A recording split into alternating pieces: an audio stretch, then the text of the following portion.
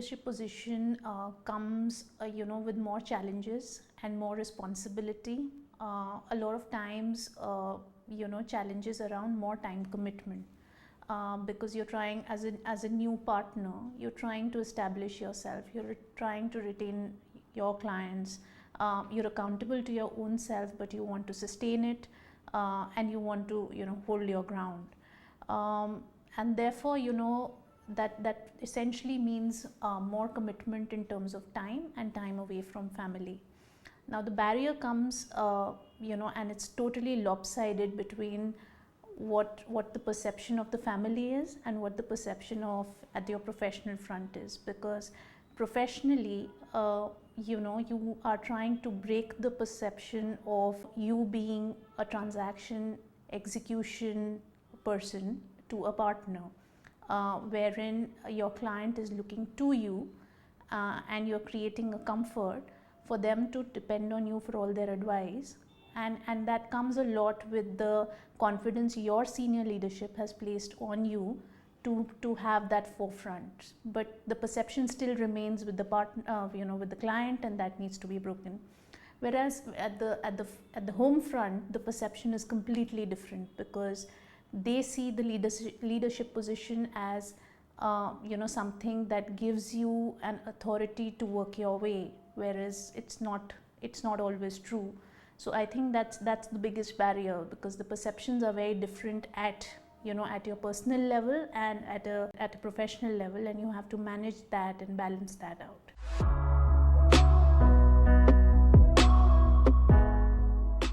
So my daughter, she's a 5-year-old, and the only thing she relates to as far as my career goes is that she has realized and sort of broke the code and realized that she wants to grow up to be something called a client.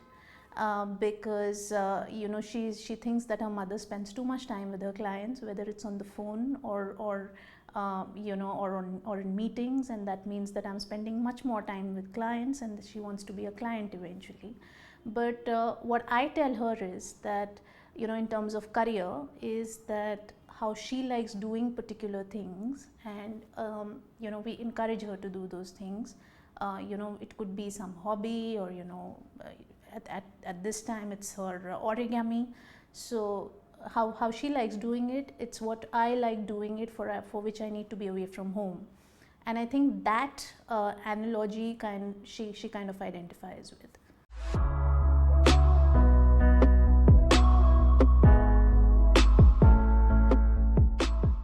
So I think there is a shift now that we see, at least at our organization, given the technology that we have today, from the requirement of spending long time and long hours at work.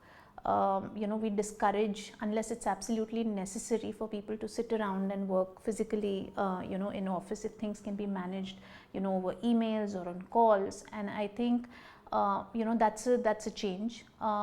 Obviously, there are other logistical solutions, such as having agencies plying your personal office cabs, having background checked cab drivers to GPS enabled cabs. I've even seen some organizations, some MNCs who are also our clients, wherein they have taken a conscious call to have enough female support staff after hours. So for instance, your canteen staff, so some of those would also be women, because they see that it kind of creates that kind of a conducive environment.